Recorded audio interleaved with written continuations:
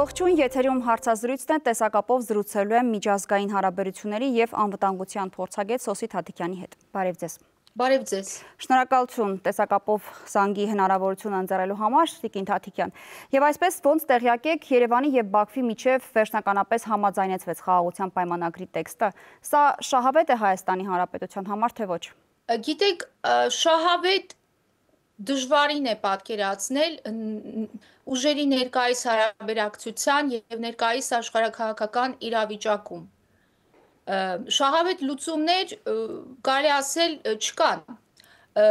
սակայն ես գտնում եմ, որ սա մի քայլ էր, որը կրկին անգամ ցույց է տալիս խաղաղության օրակարգին մեր հավատարմությունը եւ կրկին անգամ արդեն ցույց է տալիս ինչքան ապակառուցողական է Ադրբեջանը եւ մանևրելու տեղ Ադրբեջանին քիչ է թողնում եւ հիմա պետք է երկու ուղղություններով աշխատել։ Առաջին չեզոքացնել այն սպառնալիքները, որոնք Ադրբեջանի կողմից ակնհայտ են, որ ինձ թվում է, որ Ադրբեջանը նախապատրաստում է առաջիկայում ռազմական գրոհ եւ հնարավոր է, որ դա կանխվեց երեկվա այդ Մայքլ Վալցի ամերիկյան նախագահի ազգային անվտանգության խորհրդականի զանգով եւ երկրորդը մենք պետք է այնպես անենք, որ ծուղակը չընկնենք, որովհետեւ այդ երկու հոդվածում զիջելը շատ մեծ զոհողություն եւ զիջում եւ այդ երկու հոդվածից հրաժարվելը իր մեջ պարունակում է որոշակի սպառնալիքներ եւ մենք պետք է գոնե փաստաթղթի ստորագրման դեպքում այնպես ժամանակային իմաստով անենք, որպեսզի Ադրբեջանը մեզ էլի ծուղակը չգցի մեկ, երկրորդը այն հարցերը, որոնք այդ համաձայնագրում չեն արտացոլված, դրանցից էլ են հնարավոր սպառնալիքներ, մասնավորապես իհարկե սահմանադրության եւ միջանցքի հարցերը, եւ մենք պետք է, այսինքն մեր մոտ այսպիսի սպառնալիքների նվազեցման տակտիկա է, դա է իրավիճակը։ Դուք ասացիք, որ երկու հոդվածից ավելի շուտ Հայաստանի կողմից երկու առաջարկությունից հրաժարում մեզ համար ինչ-որ սպառնալիքներ է ստեղծում։ Հստակ ինչ սպառնալիքների մասին եք վկայակոչում։ Դե գիտեք, ICJ-ում մեր իրավական հայցը կարծում եմ բոլորիս համար շատ կարևոր է եւ այն կարևոր է ոչ միայն արդարության վերականգնման, Արցախի ժողովրդի իրավունքների համար, այն կարևոր է նաեւ այն իմաստով, որ այն այդ Ադրբեջանի ու Հայաստանի միջև նարատիվների պատերազմում, որը ունի իր իրավական պատերազմի բնագավառը, զսպիչ ուժ է հանդիսանում։ Ադրբեջանը փորձում է ապացուցել, որ Հայաստանը եղել է ագրեսոր օկուպանտ ավելին, ֆաշիստ պետություն, մեզ ստիգմատիզացնել, դրա հիման վրա մեզ զրկել անգամ զինվելու իրավունքից, մեզնից կոմպենսացիա ուզել եւ այլն եւ այլն։ Իսկ այդ հայցը, որը իրականում հաղթում է, Ադրբեջանի հայցը մինիմումի է հասցվել, ըստ էության կարճվել է միջազգային դատարանի կողմից, ապացուցում է, որ մենք միջամտել ենք Արցախյան առաջին պատերազմին, քանի որ այնտեղ ռասայական խտրականության էթնիկ ատելության հողի վրա հնարավոր էր էթնիկ զտում, որը արդեն իսկ մենք տեսանք մեր աչքի առաջ տեղի ունեցավ, իսկ եթե 90-ական թվականներին այն տեղի ունենար, ամենայն հավանականությամբ կարող էր լինել նաև ցեղասպանություն Facebook-ից, Twitter-ից եւ կամերաներից հեռու։ Եվ դրանից հրաժարվելը իհարկե շատ մեծ զոհողություն է։ Հիմա մենք պետք է ուշադիր լինենք, որ դրա դիմաց Ադրբեջանը գոնե իր արբիտրաժային հայցերից հրաժարվի, գիտեք, որովհետև այդ էներգիայի եւ շրջակա միջավայրի պաշտպանության արբիտրաժային հայցերը, թեև իրենք իրավական առումով շատ խոցելի եւ թույլ են եւ անգամ չեն այդտեղ յուրիսդիկցիայի հարցեր կան, ժամանակային հարցեր կան, սակայն երբ մենք հրաժարվենք մեր ICJ-ի հայցից, հնարավոր է, որ ադրբեջանցիք ինչ-որ խորամանկ քայլի դիմեն եւ իրենք թողնեն իրենց արբիտրաժային հայցը եւ մենք այլևս դրա դեմ այդ ծարակշիռ իրավական զսպիչ ուժը, ինչպիսին է ICJ-ում մեր հայցը, կորցրած լինենք։ Հետևաբար իրենց հայցը մի քիչ ավելի մեծ հնարավորություն ստանա, թեև էլի թույլ կլինի, որովհետև իրավաբանորեն լավ հիմնավորված չի։ Եվ երկրորդը իհարկե Եվրամիության դիտորդների հայցը։ Գիտեք, մի քիչ աբսուրդ է ստացվում, քանի որ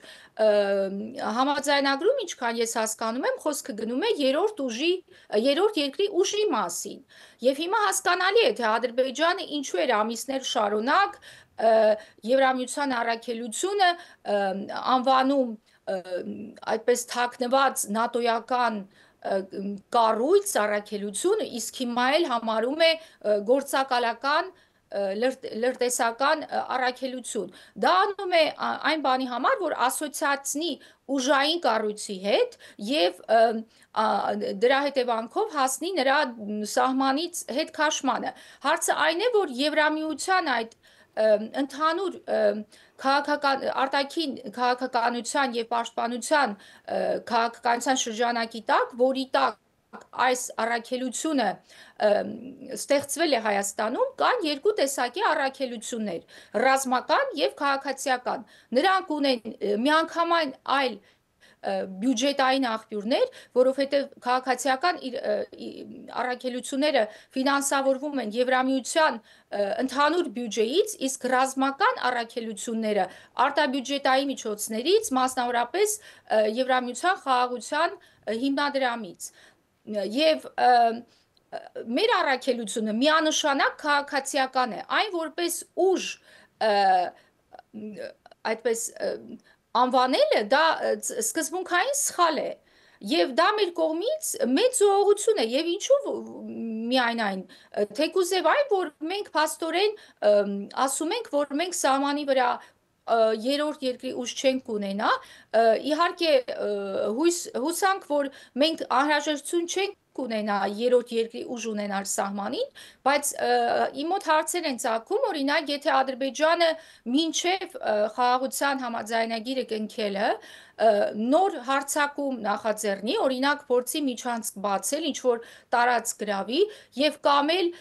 խաղաղության համաձայնագիրը ոտնահարի, ասելով, որ այնտեղ միջանցքի կետը բացակայում է, հետևաբար ես իրավունք ունեմ միջանցք բացել եւ դա խաղաղության համաձայնագրի խախտում չէ։ Մենք արդյոք դրանից հետո այն թեկուզև արդարացման, որ Ադրբեջանը համաձայնագիրը խախտել է, իրավունք ունենանք միջազգային հայց հարուցել, դա լինի այդ քրեական դատարանում, թե արդարադատության դատարանում եւ երրորդ երկրի ուժ ներգրավել։ Հիմա իհարկե մենք չունենք այնպիսի մերձավոր դաշնակից գործընկեր, որի ուժը այս պահին կարողանանք տեղակայել մեր մոտ, բայց գիտեք, խաղաղության համաձայնագիրը մի տարվա համար չէ կամ 10 տարվա համար չէ, միգուցե մի քանի տարի հետո ստեղծվեր այնպիսի իրավիճակ, որպեսզի մենք ենթադրենք սահմանի վրա անեինք ինչ-որ զորավարժություն ինչ-որ այլ երկրի հետ։ Այստեղ մենք շատ մեծ զոհողության ենք գնում եւ մենք տեսնում ենք, որ անգամ դրանից հետո Ադրբեջանը այդ հարցերն է ծագում։ Ես անկեղծ ասած անձամբ Մինսկի խմբի լուծարմանը այդպես սուր չեմ վերաբերվում, քանի որ ես իրոք գտնում եմ, որ այդ խումբը իր առաքելությունը այլևս ավարտել է եւ կորցրել է, դա ավելի շատ ինչ-որ սիմվոլիկ բնույթ է կրում, սակայն ինչ վերաբերվում է սահմանադրությանը, գիտեք, միգուցե նույնիսկ այն ունենալ որպես խաղաղության համաձայնագրի հոդված կարող էր նվազեցնել սպառնալիքը ինչ իմաստով, քանի որ դա իհարկե ներքին խնդիր քաղաքական կհարուցեր, որ մեր ընդդիմությունը կասեր մենք Ադրբեջանի թելադրանքով սահմանադրություն ենք փոխում, սակայն մյուս կողմից էլ դա կնշանակեր, որ ինչպես Եվրամիության առաքելության կամ հնարավոր այլ ուժի սահմանի վրա չլինելը, ենթադրենք երկրի խորքում լինելը, որովհետև ինչքան հասկանում եմ, Եվրամիության առաքելության լուծարման մասին չի խոսքը գնում, այլ սահմանից հեռացման եւ միգուցե մանդատի որոշակի մոդիֆիկացիայի։ Այսինքն ներողություն Տիկին Թաթիկյան, ներողություն, այսինքն այս համաձայնագրի համաձայնեցված տեքստից չի բխում արդյոք, որ Եվրամիության դիտորդները պիտի առհասարակ իրենց առաքելությունը ավարտեն Հայաստանում, ոչ միայն սահմանում, այլ առհասարակ Հայաստանում։ Դուք ինչ եք հասկացել տրամաբանությունից տեքստի։ Ես հասկանում եմ այսպես, որ նրանք սահմանի վրա բարեկություն չպիտի անեն, այլ լինեն ավելի խորքում, թե այդտեղ քանի կիլոմետրի մասին է խոսքը գնում, ես դա չեմ կարող ասել եւ չեմ կարծում, որ որևէ մեկը գոնե փորձագետ դրա պատասխանը ունի։ Ես չգիտեմ այդ հարցը ինչ մանրամասներով է բանակցվում եւ ինչպես։ Սակայն ես կարծում եմ, որ Եվրամիության առաքելությունը կմնա։ Ես ինքս տեսել եմ Եվրամիության առաքելության մանդատի փոփոխություն, օրինակ Կենտրոնական Աֆրիկյան Հանրապետությունում, որտեղ ես աշխատում էի, այդ առաքելությունը սկզբում ռազմական էր եւ ուժ էր եւ ռազմական ֆունկցիաներ էր կատարում, ուժային։ Հետո երբ մի քանի ամիս հետո այնտեղ փոփոխություններ տեղի ունեցան, այդ ուժը դարձավ պաշտպանության ոլորտում խորհրդատվություն տրամադրող քաղաքացիական ուժ։ Այսինքն դա հնարավոր է մանդատի որոշակի փոփոխություն, ես չեմ կարծում, որ Եվրամիությունը առաքելությունը կփակի, սակայն եթե սահմանի վրա բարեկություն չանեն, դա նույնպես վտանգներ է առաջացնում, քանի որ ինչպես մենք երեք արդեն տեսանք, Ադրբեջանը կարող է ապատեղեկատվություն տարածել եւ մեզ մեղադրել նույնիսկ խաղաղության պայմանագրի կնքումից հետո, որ մենք խախտել ենք խաղաղության պայմանագիրը եւ մենք ինչ որ էսկալացիա ենք գնացել, պրովոկացիա ենք արել եւ դրանով արդարացնել նոր ռազմական հարձակում։ Այսինքն մենք այդ երկու հոդվածներին համաձայնվելով արել ենք հսկայական փոխզիջում։ Եվ այդտեղ կա նաև ենթադրենք, եթե սահմանադրությունն լավը այն է, որ գոնե այդ երկու հոդվածները պետք է իրականանան համաձայնագրի կնքումից հետո։ Հիմա տեսնենք արդյոք Ադրբեջանը կնքելու է։ Եվ գիտեք, եթե սահմանադրությունն լիներ հոդված, ապա դրա մեջ կարող էր մի քիչ ավելի առավելություն լինել, որովհետև դա նույնպես կնշանակեր, որ սահմանադրությունը առաջին հերթին կփոփոխվի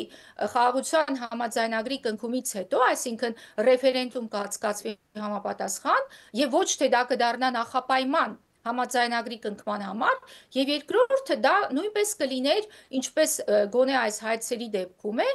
կամ երրորդ երկրի ուժ սահմանի վրա չտեղակայելու փոխադարձության հիմունքով, սակայն եթե մեր մոտ դա արվում է ներքին քաղաքական օրակարգով եւ ոչ թե խաղաղության գործընթացի հրամայականով, ստացվում է, որ դա դառնում է Ադրբեջանի կողմից նախապայման եւ պատրվակ խաղաղության համաձայնագիր չստորագրելու համար եւ դա դառնում է նաեւ միակողմանի, որովհետեւ մենք գիտենք, որ Ադրբեջանի սահմանադրությունը իսկապես ունի մեր հանդեպ տարածքային շատ լուրջ պահանջներ եւ դուրս է գալիս, որ Ադրբեջանի սահմանադրության փոփոխման հարց չի լինում։ Այսինքն սա է իմ ազնիվ եւ համապարփակ սպառնալիքների գնահատումը, սակայն ես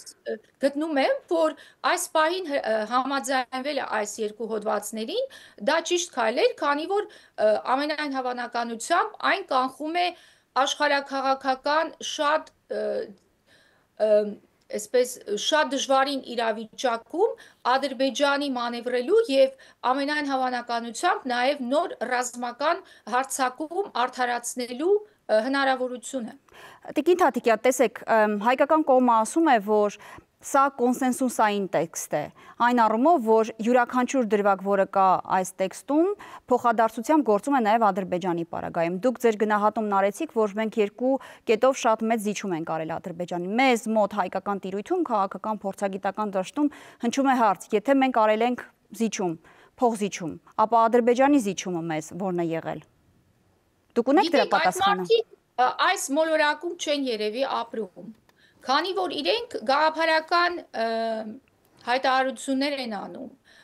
որը ես էլ կանեի 2 տարի առաջ, ելնելով այդ լիբերալ կառավարման համակարգին, որը դեռևս լիովին չէր փլուզվել միջազգային իրավունքի դրույթներին, սակայն մենք տեսնում ենք, որ վերջին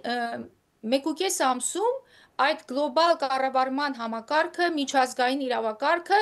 փլուզվում է կայծակային արագությամբ եւ տիրում է աշխարհաքաղաքական ամենադառը եւ դաժան իրողությունների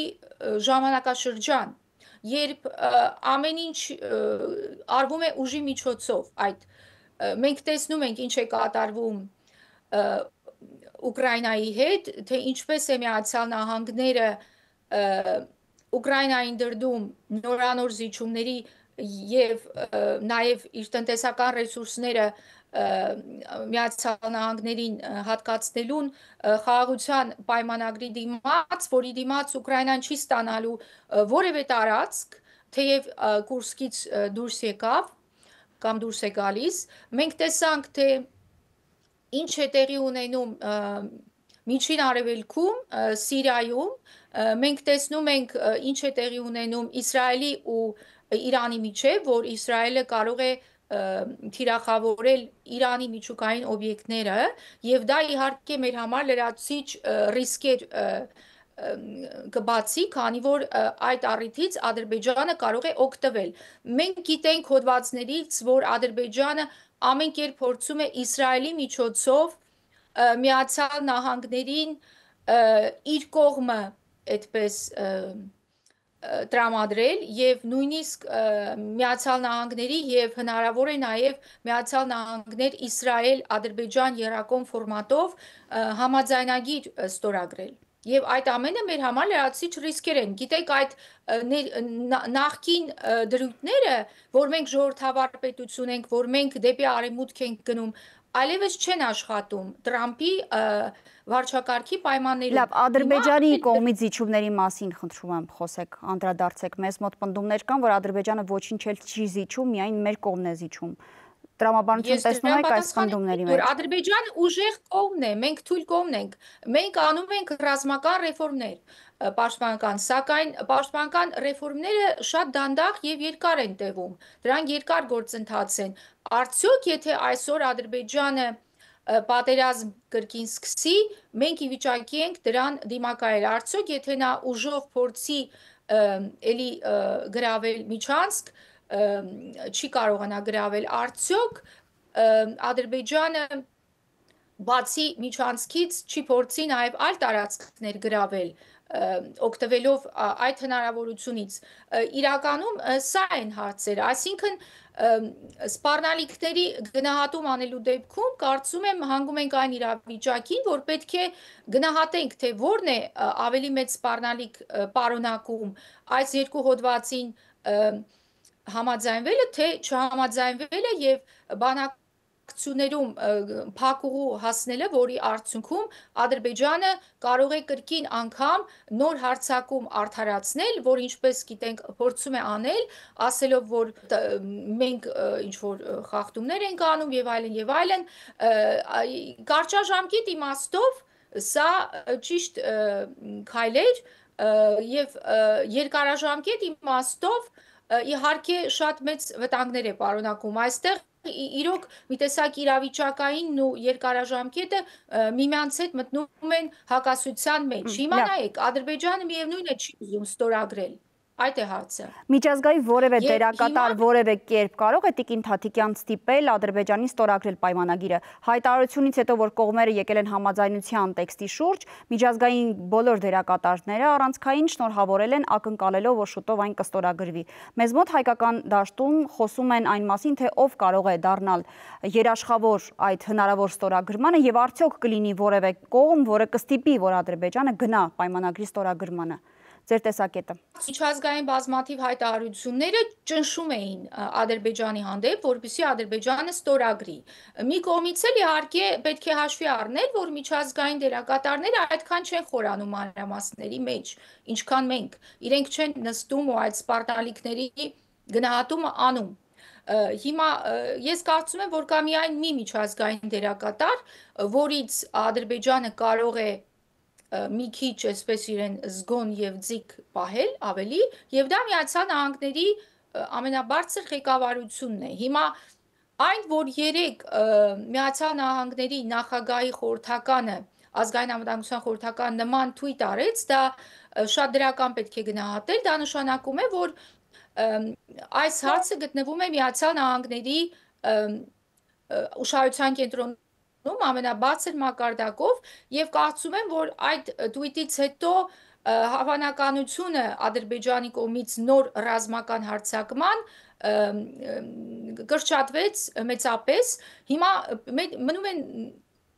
հասկանալ, թե արդյոք Միացյալ Նահանգները կշարունակի այդ քաղաքականություն, tweet-ից ենթադրելով այո, հետևողական է լինելու այդ հարցում եւ ամենայն հավանականությամբ Ադրբեջանի վրա ճնշում կգործադրի, որ Ադրբեջանը ստորագրի այդ համաձայնագիրը։ Հիմա ես կարծում եմ, որ առիթը պետք է օգտագործել եւ շատ արագ ստորագրել այդ համաձայնագիրը։ Ինչու՞։ Որովհետեւ կրկին անգամ, եթե այդ համաձայնագիրը ձգձգվի եւ Ադրբեջանը կարողանա ինչ-որ ռազմական հարձակում նախաձեռնել եւ ինչ-որ բան գրավել, օրինակի համար միջանցք բացել, դրանից հետո արդեն այդ համաձայնագրի ստորագրումը շատ ավելի մեծ ռիսկեր կպարունակի, որովհետեւ մի տեսակ դուրս կգա, որ այո, Ադրբեջանը նոր տարածք է գրավում, իսկ մենք համաձայնվում ենք ստորագրել այդ համաձայնագիրը հետագա կորուստներից խուսափելու համար։ Հետևաբար պետք է րոպե առաջ այդ համաձայնագիրը ստորագրվի, որպեսզի Ադրբեջանը չհասցնի ինչ-որ նոր տարածք գրավել։ Վերջին հարցը ամփոփելով զրույցը խնդրում եմ լինել կարճ, կարծիք կա, որ այս գործընթացը պետք է տեղի ունենա երաշխավորների ինստիտուտի առկայության պարագայում։ Մեզ մոտ քաղաքացիական, փորձագիտական դաշտում ասում են, որ միգուցե այդ երաշխավորը կարող է լինել Ռուսաստանը։ Կան կարծիքներ, որ ասում են միգուցե այդ երաշխավորը կարող է լինել կամ Միացյալ Նահանգները կամ Եվրամիությունը։ Եվ կա նաև տեսակետ որոշ մարդկանց մոտ, ովքեր ասում են, որ այս գործընթացը պետք է լինի երկկողմանի, այսինքն Հայաստանի ու Ադրբեջանի միջև ստորագրվի պայմանագիրը։ Դուք որ տեսակետի կողմնակիցն եք։ Ռուսաստանի պահը ես ուղղակի բացառում եմ, այդպես ասողները պարզապես իսկապես Հայաստանի ինքնիշխանությանը դեմ են։ Նայեք, Եվրամիությունը արդեն իսկ ինչ-որ առումով անվտանգության երաշխավոր կարող էր համարվել Եվրամիության առաքելության շնորհիվ, սակայն եթե այդ առաքելությունը սահմանի վրա չի կարող բարեկություն անել, մենք դրանով կորցնում ենք անվտանգության այդ երաշխիքը, որը շատ ցավալի է։ Ես կարծում եմ, որ թերևս Միացյալ Նահանգները, ինչպես Ուկրաինայի դեպքում, այնպես էլ մեզ, պետք է մտածի ինչ-որ անվտանգության երաշխիքի մասին եւ կրկին անգամ ես այդերում կտեսնեի հենց Եվրամիության առաքելությանը, ես չեմ պատկերացնում ուրիշ ինչ երաշխիք կարող է լինել, թերևս միայն Միացյալ Նահանգների կողմից ինչ որ երաշխիք, բայց թե դա ինչ ֆորմատով պետք է իրականացվի, ես դժվարանում եմ ասել եւ դրա համար էլ կրկին անգամ ցավում եմ, որ մենք Եվրամիության առաքելության սահմանային բարեկային այդ ֆունկցիան, գործառույթը հնարավոր է որ կորցնենք, քանի որ այդ առաքելությունը կստանար փաստորեն նույնիսկ նոր իմաստ, մոնիտորինգ կաներ խաղաղության համաձայնագրի իրականացումը եւ չխախտումը։ Շնորհակալ եմ զրույցի համար։ Շնորհակալ եմ։ Զրուցակիցը Սոսի Թաթիկյանն էր, կհանդիպենք։